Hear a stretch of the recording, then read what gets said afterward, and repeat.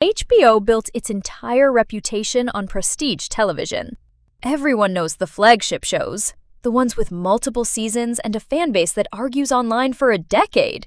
Fewer people know that buried underneath all of that, HBO Max has quietly assembled one of the strongest miniseries libraries on the planet, and most of it just doesn't come up. That's the gap I want to close today. 15 miniseries. A war epic so punishing that Spielberg and Hanks reportedly debated whether audiences could even take it. A superhero show that completely reinvents what superhero show means, to the point where calling it that undersells it. A brand new series, just months old, that critics are already calling one of the most brutal, most brilliant things the network has ever aired, from the same mind who made Baby Reindeer. 15 miniseries. All are excellent. All are underseen. Ranked. Let's go. Number 15. The Outsider.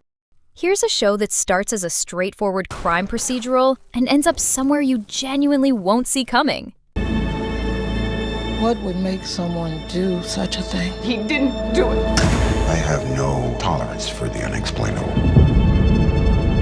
Well then, sir, you'll have no tolerance for me. Ben Mendelsohn plays a detective investigating the brutal murder of a child in a small Georgia town.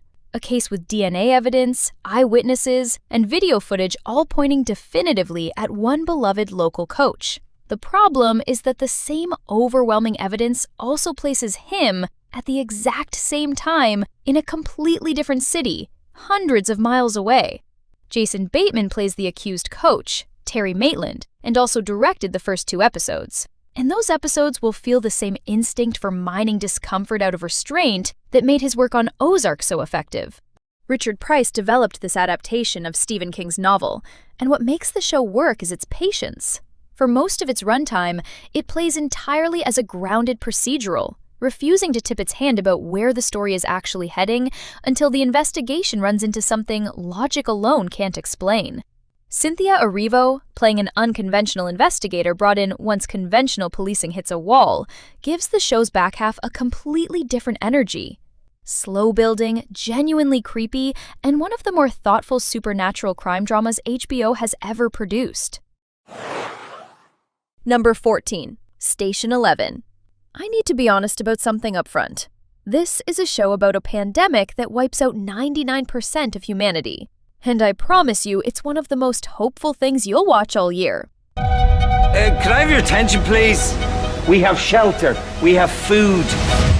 This is the best thing that could have possibly happened. 20 years after a flu outbreak collapses civilization almost overnight, a traveling group of actors and musicians called the Symphony moves between surviving settlements performing Shakespeare. Because, as their own motto insists, survival alone is not enough. Patrick Somerville adapted Emily St. John Mandel's novel for HBO Max, and what he made is something almost no post-apocalyptic story attempts. A show in which the apocalypse is not the point. Survival is not the point. The question, what do we keep? What do we carry? What makes life worth sustaining is the point. Himesh Patel, Mackenzie Davis, and Gael Garcia Bernal lead an ensemble that moves across multiple timelines. Before, during, and 20 years after. And the way those timelines fold into each other is some of the most controlled, most patient television storytelling of the decade. There is no villain you can point to. There is no mission to complete. There is just a group of people in an impossible world asking what theater is for, what music is for, what memory is for. 1 season, 8 episodes. The kind of thing you finish and sit with for days. Number 13. We own this city. David Simon spent 5 seasons building The Wire around fictional versions of Baltimore's institutional failures. This time, he didn't need to invent anything. If I was going to look up one problem cop as a prime example of what's gone wrong here in Baltimore, where would I start? Jon Bernthal plays Wayne Jenkins, the real leader of the Baltimore Police Department's Gun Trace Task Force, a supposedly elite unit that spent years robbing citizens, planting evidence, and falsifying reports with almost no meaningful oversight from anyone above them. Simon and George Pelecanos made this, the team behind The Wire, adapting journalist Justin Fenton's book about the actual scandal, and it functions almost as a bookend to that earlier series. Where The Wire showed institutional failure through fiction, this is the same rot 20 years later, and it actually happened. The show cuts between the crimes as they happen and the federal investigation working backward to unravel them, and the structure makes the corruption feel less like a few bad actors and more like an entire system that quietly permitted this to happen for years. Bleak, furious, and one of the most clear-eyed studies of institutional failure ever put on television. Number 12. Half Man. Richard Gadd broke your heart with Baby Reindeer. Then he came back a few months ago and did it again, differently and arguably harder. Hello. For those that don't know me, I'm Ruben Pallister, and I'm going to tell you about Now Kennedy. Gadd co-stars alongside Jamie Bell as Ruben and Niall, two men raised as brothers despite having no blood relation, one volatile and fiercely loyal, the other gentle and withdrawn, whose bond fractures completely over roughly 40 years, from the 1980s to the present, until Ruben's sudden reappearance at Niall's wedding detonates everything neither of them ever fully dealt with. Gadd created, wrote, and stars in this 6-episode HBO and BBC co-production, and critics have described it as unrelenting, in a way that makes Baby Reindeer look almost restrained by comparison. A sustained examination of toxic masculinity, repression, and the specific damage two men can do to each other across an entire lifetime of never once saying what they actually mean. Shot in Gadd's native Scotland, jumping fluidly across timelines, the show refuses easy villains. This is about how childhood trauma calcifies into adult rage, loyalty, and something that looks almost exactly like love from the wrong angle. New, unflinching, and already one of the most talked about limited series of the year among the people who've actually seen it. Number 11. Years and Years. Most political dramas are content imagining the near future in broad strokes. This one gets uncomfortably, specifically close. Look at the state we are in. God knows we need to shake things up. So, I propose that in order to vote, every British citizen must take an IQ test. God, what did she just say? This 6-episode series follows a single extended British family across 15 years, tracking how a rapidly shifting political and technological landscape, economic collapse, rising authoritarianism, climate disaster, and a media-savvy populist politician who somehow keeps winning reshapes each of their individual lives in ways none of them saw coming.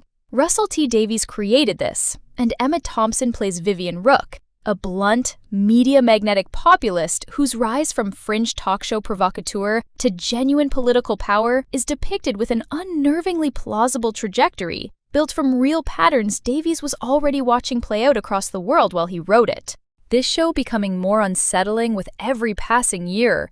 Several specific predictions the show made about technology, politics, and social fracture have landed closer to reality than anyone watching in 2019 probably expected. Grounded in one ordinary family, even as the world around them stops being ordinary at all. Number 10. Scenes from a Marriage. A married couple, seemingly stable and content, slowly reveals the fractures underneath their relationship over the course of one conversation, then several, then years. A dissection of a marriage falling apart with a precision that borders on unbearable, if you've ever loved anyone. Research says that when the woman is the provider and the man is a caregiver, the marriage has a greater chance of success. Huh, yeah, that Kate? Loud and clear. Adapted from Ingmar Bergman's 1973 series, this version transplants the story to contemporary America, and what makes it so effective is its commitment to real time. Entire episodes given over to a single extended conversation. No cutaways, no music doing the emotional work for you. Jessica Chastain and Oscar Isaac play the couple, with a rawness that reportedly required both actors to genuinely separate from their own real-life partners for the duration of shooting to fully commit to the material. Every argument feels genuinely unscripted. The specific way couples circle the same wound for years without ever actually naming it. Each episode opens with a brief metatextual scene of the actors themselves preparing to shoot, a device borrowed directly from Bergman that reminds you constantly you're watching a construction, which somehow makes the emotional content land even harder rather than softer. This is not comfortable viewing. It is some of the finest sustained acting work either performer has ever done. Number 9. The Night Off. The first episode of this show is basically a slow-motion trap closing, one small decision at a time, and once you notice the mechanism, you can't stop watching it work. I want to tell you something, and it's the most important thing you'll ever hear in your entire life. A Pakistani-American college student borrows his father's cab one night, picks up a woman he's never met, goes back to her apartment, and wakes up the next morning next to her dead body, with no memory of what happened. Stephen Zaillian and Richard Price created The Night Of, and across 8 episodes, they build one of the most procedurally rigorous, most quietly devastating pieces of legal drama ever made. A series more interested in the machinery of the American criminal justice system than in the whodunit mechanics its premise suggests. Riz Ahmed plays Naz, with a performance that tracks his transformation across the series with genuine horror. John Turturro plays his defense attorney, a man with his own physical ailments and diminished expectations, who finds in this case something closer to genuine purpose than his career has offered him in years. Zaillian, who also wrote Schindler's List, brings the same patient, unflinching moral seriousness here. One of the finest limited series ever produced, still criminally underseen relative to how good it actually is. Number 8. Generation Kill. Most war shows are written by people imagining what combat feels like. This one was written by someone who was actually there. The CNN would definitely pay for drama like that, bruh. That's stream. Based on journalist Evan Wright's embedded reporting for Rolling Stone, it follows a US Marine Reconnaissance Battalion during the initial 2003 invasion of Iraq, depicting the chaos, boredom, dark humor, and occasional horror of modern combat with a level of procedural authenticity that separates it completely from a conventional war drama. David Simon and Ed Burns, the team behind The Wire, adapted Wright's book, and what makes Generation Kill unusually respected among actual veterans is its total refusal to romanticize anything. Confusion, contradictory orders, and genuine incompetence up the chain of command are treated with the same weight as the combat itself. Alexander Skarsgård leads an ensemble that never once feels like actors playing soldiers. The cast trained extensively to move and communicate like an actual unit, and it shows in every scene. Several Marines who were part of the actual unit depicted in the book and series have gone on record saying this is the most accurate portrayal of the modern military experience they've ever seen filmed. 7 episodes with almost no interest in being entertaining in the conventional sense, and considerably more interested in being true. Number 7. Sharp Objects. Amy Adams plays Camille Preaker, a troubled journalist sent back to her small Missouri hometown to cover the murders of 2 young girls, forced to confront her own mother, her half-sister, and the trauma of her own adolescence in the process. Jean-Marc Vallée directed Sharp Objects from Gillian Flynn's novel, and what he builds across 8 episodes is one of the most formally audacious pieces of psychological drama ever made for television, using editing itself rather than dialogue to communicate trauma, memory, and the specific unreliability of a mind that has spent years defending itself against what actually happened. Amy Adams gives what may be the finest performance of her career as Camille, a woman whose self-destruction is visible in scars she keeps covered, in a controlled numbness that occasionally, devastatingly cracks. Patricia Clarkson plays her mother with a controlled, genteel menace that makes every scene between them feel like a held breath. The final episode's closing minutes recontextualize the entire series in a matter of seconds, one of the most quietly devastating final scene reveals in modern television. A masterclass in tone, structure, and psychological horror without a single conventional scare. Number 6. John Adams. Most historical dramas polish their subjects into marble statues. This one hands you a man who is brilliant, vain, and genuinely insufferable, often within the same scene. Paul Giamatti plays the second president of the United States across this 7-part series. From his early legal career defending British soldiers after the Boston Massacre, through the Revolution, his presidency, and a long, largely forgotten retirement. Tom Hooper directed this based on David McCullough's Pulitzer Prize-winning biography, and the production's ambition is genuinely staggering, reportedly costing over $100 million to recreate everything from the Continental Congress to the French royal court with real historical precision. Laura Linney plays Abigail Adams, as his intellectual equal in every sense. Their marriage the emotional anchor across decades of political upheaval. What makes the series so effective is its willingness to show the Founding Fathers as flawed, frightened, frequently wrong men making enormous decisions with none of the historical certainty we now take for granted. Sweeping, meticulously crafted, and quietly one of the finest historical miniseries ever produced. Number 5. Olive Kitteridge. This is a show about a woman almost nobody would call likable, and by the end, you'll understand her more completely than characters designed to be loved. My wife died in December. Give me a reason to wake up in the morning. Don't have a clue. I'm waiting for the dog to die so I can shoot myself.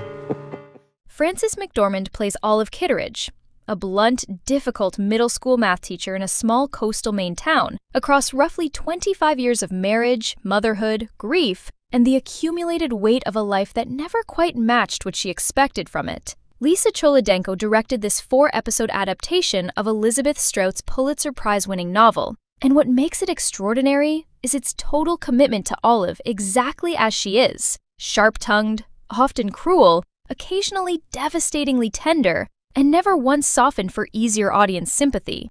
The show trusts you to sit with a genuinely difficult person long enough to see the loneliness and love hiding underneath her hardest edges, without ever asking you to forgive her for the damage she causes along the way. McDormand won the Emmy for this. Richard Jenkins, as her long-suffering husband, matches her completely. One of the finest, most humane pieces of television HBO has ever produced. Number 4. Watchmen.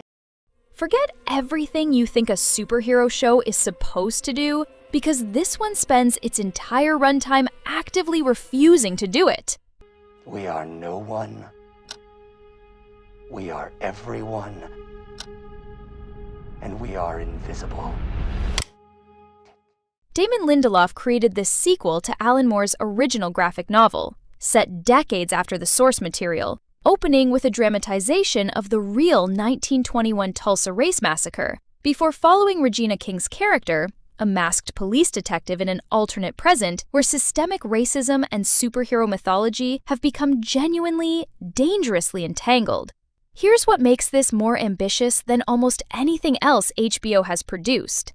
Lindelof uses the structure of a superhero mystery to interrogate real American history, generational trauma, and the specific mythology of vigilante justice, refusing to let any of it stay comfortable or abstract.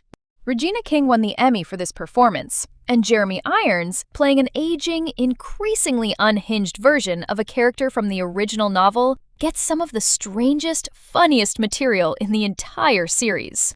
9 episodes, the Emmy for Outstanding Limited Series, and a show that used a cape and cowl framework to say something more serious about race and power in America than almost anything wearing a prestige drama label that same year. Number 3. I know this much is true. Playing one difficult role is hard enough. This show asked one actor to play 2 entirely different men, opposite each other in nearly every scene. Your brother's seriously mentally ill.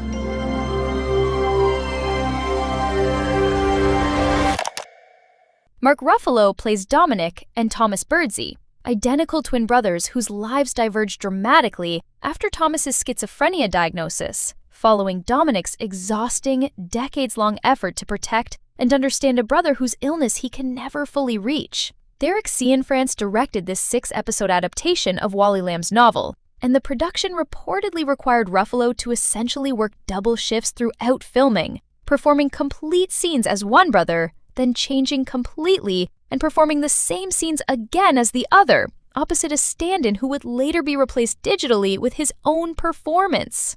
Here's what makes this one of the most demanding performances in recent television history. Ruffalo differentiates the brothers so completely, physically, vocally, emotionally, that you frequently forget you're watching the same actor, even in scenes where both brothers share the frame simultaneously. Devastating, exhausting in the best possible way, and one of the most technically extraordinary acting achievements HBO has ever aired. Number 2. The Pacific. Band of Brothers told you what the war in Europe cost. This is the companion piece that tells you what the war in the Pacific cost.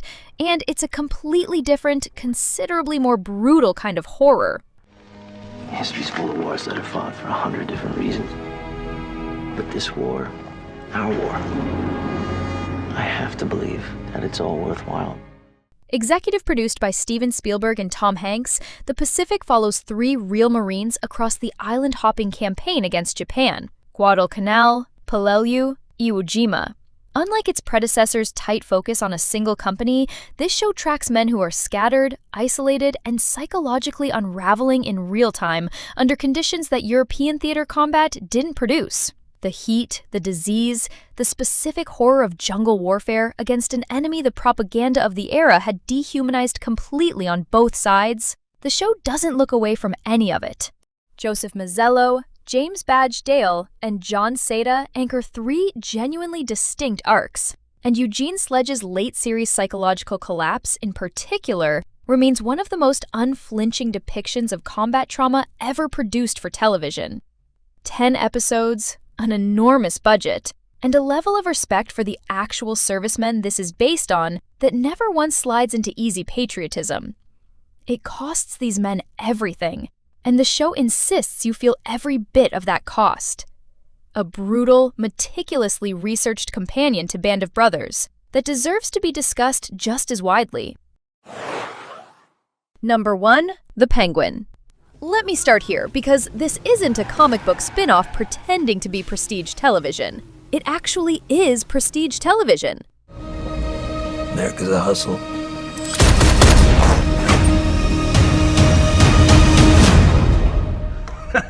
Not that I'm complaining. Colin Farrell plays Oswald Cobb, the character audiences first met in Matt Reeves' The Batman, now given his own 8-episode series charting his ruthless rise through Gotham's criminal underworld, in the power vacuum left after the events of that film. Morin LaFranc created this HBO series, and what elevates The Penguin far above a standard comic book spin-off is its complete lack of interest in superhero spectacle. This is, structurally, a prestige crime drama in the tradition of The Sopranos or Boardwalk Empire, which happens to be set in Gotham City. Farrell, buried under hours of prosthetic makeup, delivers a performance built entirely on physicality and voice. A wounded, resentful, genuinely dangerous man whose rise is as tragic as it is horrifying. Kristen Milioti, as Sophia Falcone, matches him completely, in a performance that became one of the most acclaimed of the year. The show received widespread critical acclaim and multiple Emmy nominations, cementing it as one of the finest examples of prestige television built from comic book source material. The best show here. A genuine masterclass in what prestige television can still accomplish. That's the end of today's list. 15 miniseries that deserved so much more attention than they actually got. Now I want to hear from you. Which of these have you already seen, and which one are you starting tonight? And out of everything on this list, which show do you think deserves way more recognition than it's ever gotten? Also, how did you like this video? Your feedback genuinely helps me make better recommendations and create videos you'll enjoy even more. And if you enjoy the video, do like and subscribe to our channel. Thank you for watching, and I will see you in the next video.